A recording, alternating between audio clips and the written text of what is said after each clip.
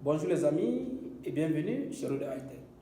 Dans cette vidéo, nous allons vous montrer comment vous pouvez recouvrir par vous-même le modèle cinématique d'un robot mobile dans le cas des robots omnidirectionnels. Lors de la séance précédente, on vous a montré la formule, mais on n'avait pas démontré. Les questions pour nous dans cette séance, c'est de vous montrer comment on recouvre cette formule-là. Pourquoi? Parce que en tant que roboticien, il est toujours important pour vous de pouvoir mieux comprendre comment on trouve, bien comment on obtient une formule. Et si jamais vous travaillez sur des projets de robotique, vous pouvez mieux comprendre de quoi on parle, parce que si vous faites des erreurs de calcul, mais si vous ne vous retrouvez pas dans une formule, les dégâts de ça peuvent être un peu assez considérables pour la société. Mais par contre, si vous avez déjà compris, c'est-à-dire vous savez comment faire exactement pour retrouver cette formule-ci, alors vous pouvez simplement passer à la vidéo suivante. Mais ce n'est pas le cas pour vous, vous êtes au bon endroit pour pouvoir mieux comprendre les éléments de base sur la modélisation dynamique. Nous sommes d'accord que nous avons commencé avec le cas des robots omnidirectionnels, tout simplement pour vous permettre de mieux comprendre ce qu'on appelle la modélisation, que ce soit géométrique ou bien cinématique, car cela va nous faciliter le travail ou bien l'avancement au niveau des robots de type unicycle, en fait. Voilà, c'est-à-dire les robots qui respectent cette contrainte de mononomie. Donc, qu'est-ce qu'on va faire concrètement dans cette vidéo-ci? On va montrer comment on obtient cette formule-ci à partir du modèle géométrique bien défini. Donc, on va faire des calculs vraiment assez simples. Oui, on comprend lorsqu'on parle de calculs. Beaucoup vont peut-être commencer à paniquer, ne vous inquiétez pas, on va faire des calculs vraiment simples et on va essayer d'expliquer le plus que possible. Maintenant, si vous n'avez pas de base en mathématiques, ce n'est pas un problème. On va essayer de faire quelques révisions en même temps pour vous permettre d'être sur la même longueur d'onde. Mais retenez que si vous comprenez bien ce qu'on va présenter là, cela va être plus facile autant pour vous, autant pour nous, de mieux avancer pour la suite de notre programme de formation. Donc, avant d'avancer, comme d'habitude, vous savez qu'il est important pour nous de faire un rappel, pour vous présenter un peu ce qu'on a déjà fait jusqu'ici. Pour ceux qui nous rejoignent pour la première fois, on a commencé par faire une introduction sur la robotique mobile. On vous a présenté en quelque sorte les problématiques qui sont liées à la robotique, principalement les robots mobiles. On vous a montré que avant de s'attaquer à ces problèmes, il est important pour nous de pouvoir modéliser. Et que la modélisation était indispensable pour tout projet robotique, parce qu'il fallait connaître soit la position, ou bien l'orientation, ou bien la vitesse, que ce soit linéaire ou angulaire de notre robot. Et nous avons expliqué pourquoi nous n'allons pas nous concentrer également sur la modélisation dynamique, parce que dans le cas de notre étude, puisqu'on va travailler sur le robot à roue, on ne va pas s'intéresser à ça, on va supposer que les forces et les moments, ou bien les frottements sur nos robots sont négligeables. Donc, voilà pourquoi, tout au long de ce programme de formation, on va plus travailler avec le modèle géométrique et le modèle dynamique. Pour ceux qui nous rejoignent pour la première fois, n'oubliez pas de vous abonner sur notre chaîne, de partager pour que nous puissions ensemble toucher le maximum de personnes, parce que vous savez que ça c'est la révolution robotique et nous sommes à l'ère vraiment de la robotique. Il est important et primordial pour nous de prendre le train en marche pour permettre à la génération future de pouvoir avoir des outils nécessaires pour mieux innover davantage. Sinon, si vous êtes dans le domaine, nous serons ravis de recevoir des suggestions ou des remarques de votre part. Si vous êtes novice, c'est l'occasion pour vous de découvrir la chose et aussi de nous faire votre retour. Par rapport aux mails, on reçoit les mails déjà, on reçoit vraiment ces mails venant de vous et on traite les mails. Rassurez-vous, on répond aux mails, même s'il y a un peu de retard, ne vous inquiétez pas, parce qu'on prend la peine de mieux comprendre vos besoins et avant de pouvoir vous faire des solutions, enfin, vous envoyer autant pour nous des éléments de solutions. Sinon, pour ceux qui ont des questions d'ordre un peu plus générique, vous pouvez déposer ça au niveau des commentaires et on va également vous apporter des éléments de réponse. Donc, voilà un peu figé le résumé jusqu'ici. On va donc commencer avec l'essentiel de notre programme. On va aller doucement, c'est-à-dire step by step, comme on dit souvent en anglais. Donc, qu'est-ce qu'on a là? On a notre robot qui est défini ici. Donc, c'est notre robot omnidirectionnel, c'est-à-dire le robot qui peut se déplacer dans tous les sens, comme on dit souvent. Maintenant, on a donc notre robot défini là, on a représenté l'orientation, on a représenté la vitesse angulaire, on a également représenté les différentes vitesses. Ok, puisque notre robot peut se déplacer suivant X et Y en termes de vitesse, de ce côté, on a ici vitesse de X, on a également vitesse de Y et V de X. Donc, pourquoi on a mis U et V? Rappelez-vous, lors de la séance précédente, on avait utilisé la notation roulis, lacet, tangage pour pouvoir vous permettre, en fait, pour vous amener à mieux faire la distinction, en fait. Parce que généralement, les roboticiens ou bien les étudiants confondent ça au moment de la modélisation. Le X qui est ici, qu'on représente là, c'est pas le X, en fait, le X qu'on représente pendant ici, c'est pas le X du monde. C'est-à-dire que c'est pas le X vers le Y qu'on représente, c'est pas le X vers le Y du repère R0. C'est par rapport au robot. C'est pour faciliter les calculs ou bien la compréhension du sujet qu'on appelle ça encore X, Y dans ce sens. Donc, voilà pourquoi ici, pour mieux expliquer, on a redéfini ça dans le repère du robot en appelant U, voilà, avec I pour X et V pour Y. Donc, lorsqu'on a donc défini ceci, on regarde attentivement notre formule. On a donc X point, Y point, θ point défini par là. Là, c'est le résultat final qu'on souhaite avoir. Maintenant, comment faire pour y arriver? On a dans notre modèle qui est ici, on définit ici X point, c'est combien? Ce qu'on cherche, Y point, c'est combien? Et θ point également, c'est combien? Ok. Étant donné que X point, c'est la vitesse suivant l'axe X, donc on peut encore appeler ça simplement ici V de X. Et même chose pour Y, Y point, Y point, c'est la vitesse suivant l'axe des Y. On peut donc appeler ici V de Y, et sachant que θ point c'est encore oméga, donc on peut encore appeler ici oméga. Jusqu'ici, on n'a carrément rien inventé. On n'invente pas la roue ici. Tout est clair ici pour tout le monde, on espère. Ok, maintenant qu'on a ça, on sait que V c'est un vecteur, Vx c'est un vecteur et Vy c'est un vecteur. Étant donné que ce sont des vecteurs, on peut donc trouver les coordonnées dans un repère donné. C'est pourquoi on va par exemple, notre repère qui est ici, le repère R0, on va représenter cela ici pour trouver les coordonnées de ces vecteurs-là, d'accord, dans ces repères. Qu'est-ce qu'on va faire concrètement? On va peut-être juste supposer qu'on a, regardez par exemple notre robot qui est ici, de ce côté. On a notre robot qui est là. On a ces coordonnées qui sont là. Maintenant, on a le même robot qui est ici. On souhaite simplement connaître les coordonnées du vecteur de la vitesse de ce robot-ci dans ce nouveau repère. Et pour le faire, on va simplement déplacer. Donc, supposer qu'on déplace un peu le repère pour venir mettre sur le robot. Donc, c'est ça qu'on va appliquer ici d'une façon assez simple. Ça veut dire qu'ici, où est X, voici X, on représente encore X d'une façon parallèle à X qui est là. Voilà pourquoi on a X ici. Maintenant, voici Y, on représente également Y d'une façon parallèle ici, perpendiculaire pardon, à X qui est là. Donc, on a ici Y. Voilà donc le repère R0 comme il est représenté sur notre robot. Donc, on va peut-être prolonger des pas égaux comme ceci.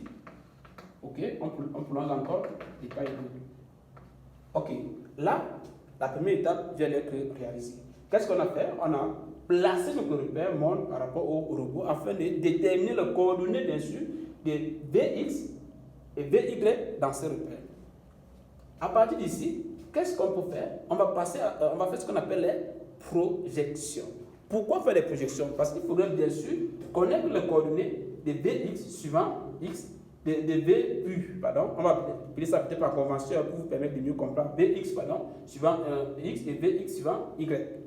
Donc, et pour le faire, on va juste utiliser peut-être, pour changer de couleur. On a ici la vitesse suivant X, que voici. Si on projette ça sur l'axe des X comme ceci, on obtient un nouveau vecteur ici. On va mettre l'angle là. Voilà. On a ici. Ok. Donc, on a ici Bx suivant X. Donc, on va peut-être l'appeler Bx suivant l'axe des X. Maintenant, on fait la même chose ici. Qu'on projette suivant l'axe des Y. On obtient ici le vecteur. On peut mettre ça avec une autre couleur. On obtient le vecteur Vx suivant l'axe des Y. Retenez que Vx suivant l'axe des X, ça va dans le même sens que X, donc il est positif. Tandis que Vx suivant l'axe des Y va dans le sens contraire de Y, donc est négatif de ce côté.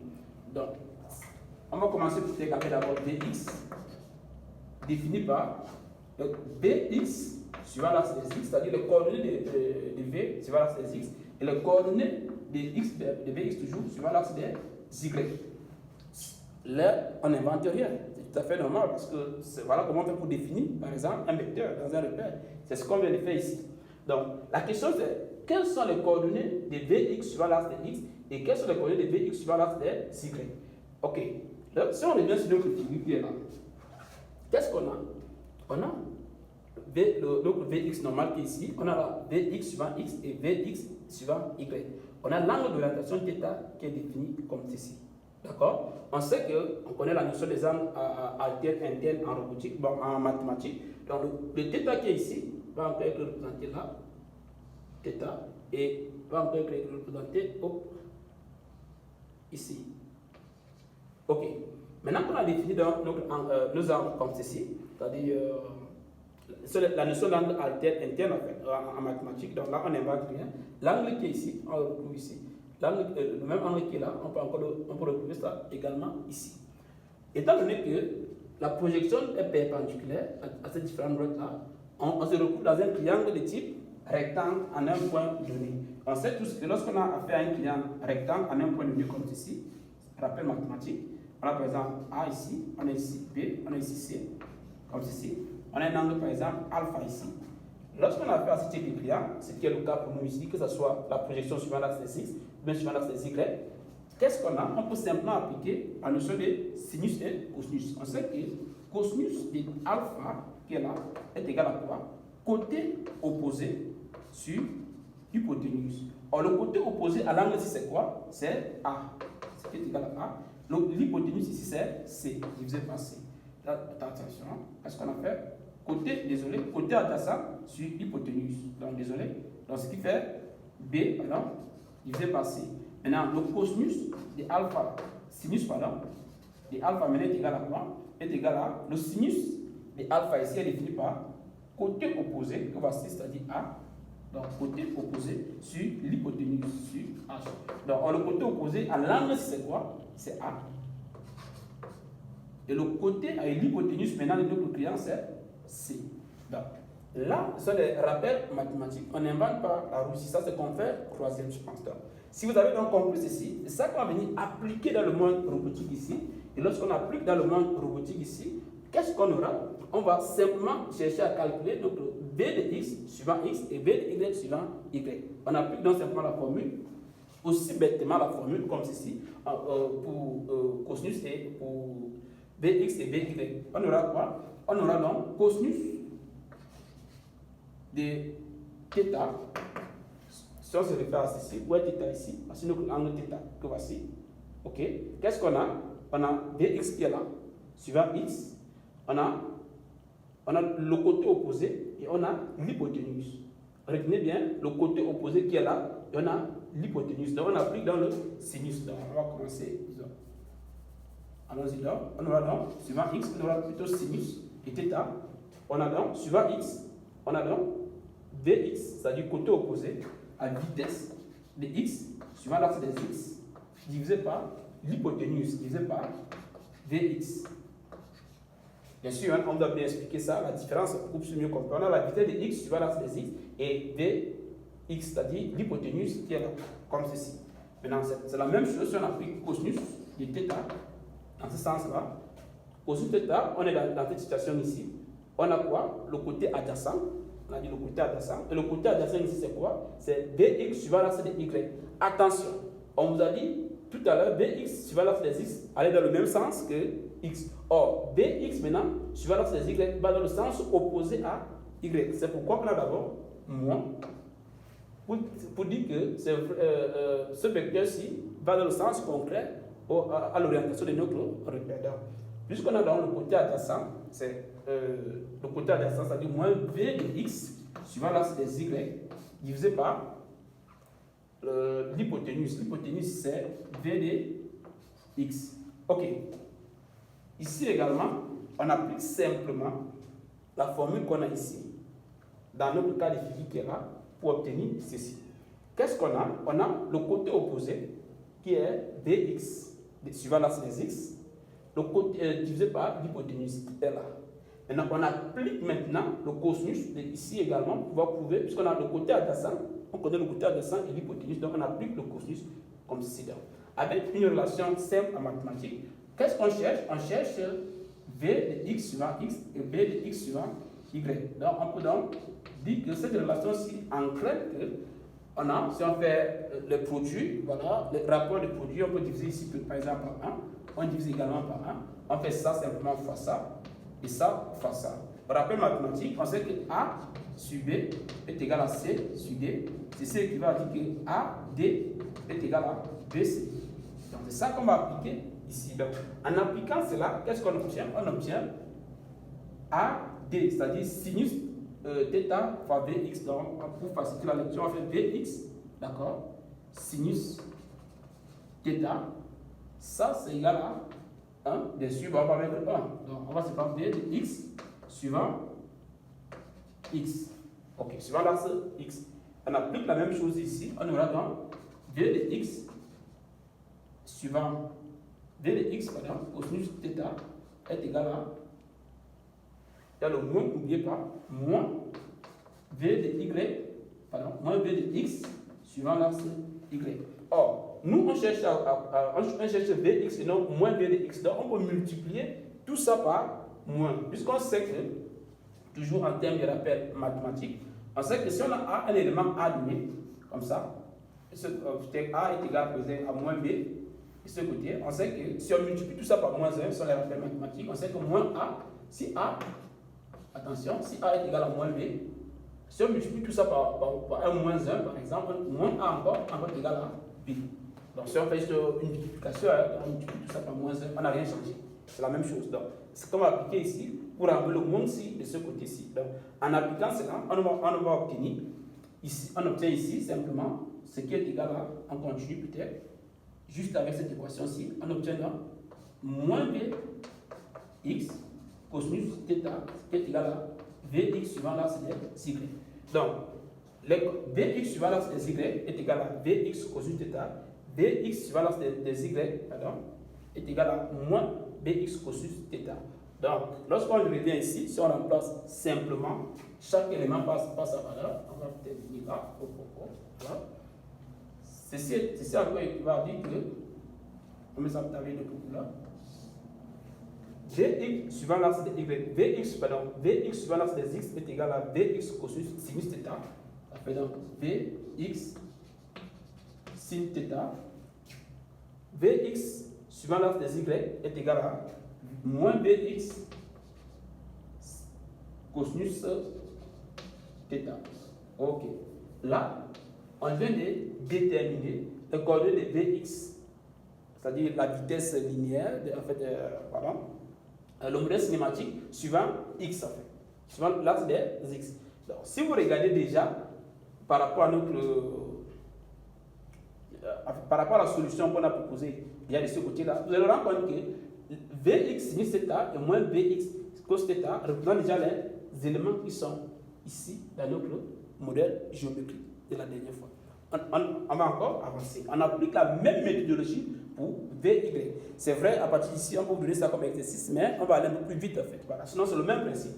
Là, on vient de couper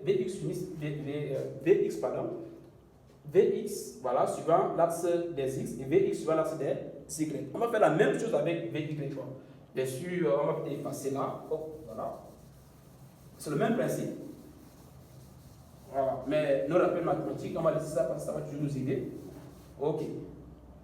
Maintenant, en appliquant le même raisonnement, on a donc Vy est égal à quoi? V de y suivant l'axe des x, V de y suivant l'axe des y. Donc, on revient. Qu'est-ce qu'on a? On a ici V de x, pardon, on a Vy et aussi l'axe des x. Donc, on projette toujours. On va projeter là, comme ça. On va encore projeter là, suivant l'axe des y. Donc, lorsqu'on projette ici, on va peut-être prendre, allons ici avec la couleur jaune. Ok. Là, on a donc B de y suivant l'axe des x. Et ici, lorsqu'on projette, attention, on est ici. Voilà, on a B de y suivant l'axe des y. Voilà, c'est ça. B de y suivant l'axe des y. Donc, qu'est-ce qu'on constate déjà ici? Ici, on constate que, contrairement à la projection suivant l'axe des x, suivant Vx tout à l'heure, que ce soit Vy suivant x ou Vy suivant y, nous sommes tous dans le sens positif. Contrairement à Vx suivant y qui allait dans le sens contraire à y tout à l'heure. Donc, d'office, on n'a pas de moins, en d'autres termes. Ok, puisqu'on a donc Vx suivant l'axe Y, on peut donc définir bien sûr les angles. En allant toujours sur notre même notion de tout à l'heure, on a l'angle alpha qui est ici, encore représenté ici, dans ce cas précis.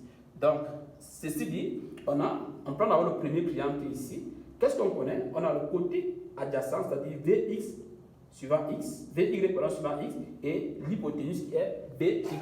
Donc, lorsqu'on a le côté adjacent, et on connaît l'hypoténuse, qu'est-ce qu'on applique? On applique simplement le cosinus. Donc, on va aller ici, en faisant cosinus donc, de θ est égal à quoi? Côté adjacent, θ ici. Le côté adjacent, c'est Vx de Y. Donc, Vx de Y, suivant l'axe Y, divisé par Vy suivant l'axe des X, attention. Vy, oui, c'est ça. Vy suivant l'axe des X, divisé par Vy. Maintenant, ici, dans le deuxième triangle qui est là, on a ici rectangle, pardon, non, triangle, c'est ça, désolé. Ici, qu'est-ce qu'on a? On a Vy qui est là, on a Vy de Y qui est défini ici, d'accord? Là, on a l'hypoténuse, on a le côté opposé, ça nous renvoie à sinus. Donc, sinus de θ est égal à quoi? Vy suivant l'axe des Y, c'est positif, donc pas besoin de mettre le moins, divisé par Vy. Donc, puisqu'on cherche Vy, on va donc simplement faire en appliquant notre formule de tout à l'heure. Qu'est-ce qu'on obtient ici? On va simplement obtenir ça fois ça, ça fois ça. On obtient donc Vy suivant l'axe des X est égal à quoi?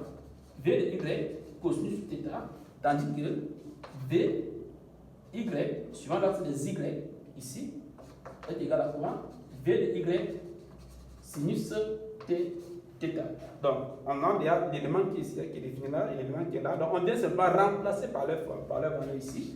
En remplaçant cela par leur valeur, qu'est-ce qu'on obtient? On obtient simplement Vy cos θ, donc cos θ, on obtient pour Vy suivant l'axe des Y, on obtient Vy sinus θ. Si vous regardez bien, Vx cosinus θ, nous sommes ici. Vy sinus θ, nous sommes ici. Donc, déjà, les éléments-ci, ça, si vous regardez là, déjà, d'une façon simple, ce sont les coordonnées de Vx, et là, ce sont les coordonnées également de Vy. Puisque, n'oubliez pas qu'à la fin, on a multiplié par Vx et Vy. Donc, si vous décomposez cette matrice, c'est-à-dire si vous appliquez la multiplication, on va obtenir le résultat qui est là-dedans. On va peut-être calculer ça ici rapidement, mais sinon, ce n'est pas compliqué. Si on fait la multiplication matricielle, attention, donc, voilà, pour que vous puissiez mieux comprendre, on va passer ici. Voilà. Si on décompose cette matrice ici, on a ici x point, y point et θ point. La multiplication matricielle, ce n'est pas compliqué. On a les colonnes, la colonne qui est là, on prend pour multiplier la ligne. Et vice versa. Donc, si on prend la colonne qui est là pour multiplier la ligne, qu'est-ce qu'on obtient? Puisqu'on a ici Vx, Vy et oméga, on obtient ici Vx fois sinus θ. Donc, ça veut dire Vx fois sinus θ, Vy fois cosinus θ, ici c'est 0. Maintenant on fait la même chose ici, Vx, le Vx ici va venir multiplier ici, le Vy va venir multiplier ici, et le oméga va venir multiplier ici en fait. Donc regardez bien, on multiplie élément après élément, on multiplie élément après élément, et on multiplie élément après élément. Ça c'est pour avoir le résultat qui est là. Même chose ici, élément après élément, on a ici moins Vx cos θ. En multipliant élément après élément, on a Vy sin θ. Élément après élément, on obtient ici 0. En appliquant également encore ici, élément après élément, élément après élément, élément après élément, on a ici 0. Ici également 0. 0 fois Vx bien sûr, 0 fois Vy et 1 fois oméga et oméga. Donc, on est d'accord que l'expression, le modèle cinématique qui est ici, c'est encore la forme décomposée ou bien la forme décomposée ici d'une façon plus simple. Si vous regardez bien, vous allez vous rendre compte que ça, déjà de ce côté, ceci, correspond exactement à notre Vx. Que voici, si vous regardez la Vx, notre Vx qui est là, sinus, V sinus θ, V sinus θ, moins V cosinus θ, moins V cos θ. Tandis que Vy, le cos θ ici, correspond exactement à ce qu'on a ici. On a VY est égal à quoi? VY cos θ, VY cos θ, VY sin θ, VY sin θ. Maintenant, on a déjà nos éléments qui sont là. Les zéros qui sont ici sont juste complétés pour faciliter la programmation, l'implémentation en machine en fait. Voilà, donc on complète simplement là, de ce côté, et on complète également ici par 0 de ce côté. Bon, puisque, désolé, pendant l'implémentation en informatique, en programmation, ça va être plus pratique pour nous et facile pour manipuler les matrices, que ce soit sur Python ou MATLAB. Ok, donc voilà pourquoi vous avez ça ici. Nous sommes également tous d'accord que oméga, de ce côté, c'est l'angle d'orientation, que voilà, c'est l'angle d'orientation ici, oméga. Donc oméga, il faut déterminer, ça c'est le coordonnée de oméga, voici. Étant donné que oméga, lui, il est là, c'est un vecteur qui tourne d'une façon donnée, oméga d'une façon simple, que ça soit suivant x, suivant y, ou bien dans le plan, on va simplement avoir le même oméga, en fait, puisque c'est pas un point fixe en fait. Oméga, c'est pas un point fixe comme bien notre vecteur bien défini en fait. C'est pourquoi, suivant x, que ça soit suivant x, suivant y, ou suivant x, suivant y, on aura 0. Parce que quand le robot tourne, il ne tourne pas forcément en fonction de x ou en fonction de y. Il tourne peut-être en fonction de l'obstacle qu'il a en fait. Et on va voir ça, et vous inquiétez pas, le robot, regardez, pour oméga, on va peut-être arriver ici. Lorsqu'on a défini notre repère ici, c'est un peu de bien comprendre cette notion-ci parce que c'est ça qui va faire l'objet du prochain cours en partie. Ici, si vous regardez, on a ici notre repère qui est défini comme ceci. Alors, notre repère est là. Quand le robot tourne ici, le robot ne tourne pas en fonction d'un axe défini ici. Non. Le robot tourne en fonction de ce qu'on appelle un CIR. C'est quoi un CIR? C'est ce qu'on appelle un centre instantané de rotation. Ça veut dire quoi? Ça veut dire que tout corps dans l'espace tourne autour d'un centre instantané de rotation. Donc, et ça, on va voir ça dans la prochaine vidéo. Lorsque vous avez un corps comme ça qui tourne, par exemple, là, on va être capable de déterminer le CIR. Voilà pourquoi, que ce soit en X, que ce soit en Y, on a 0. On a ici le 0 dans notre modèle cinématique. Parce que ça n'influence pas, en fait. Donc, les orientations n'influencent pas. Bien, les axes n'influencent pas la rotation du robot de ce côté. Et bien sûr, on conserve oméga qui est défini là. En appliquant simplement cela, si on regroupe dans ça, dans cette formule, si vous voyez simplement que ici, on parlait à partir d'ici, ça, on obtient Vx, les coordonnées de Vx. Ici, on obtient les coordonnées de Vy, qu'on a simplement multiplié par oméga.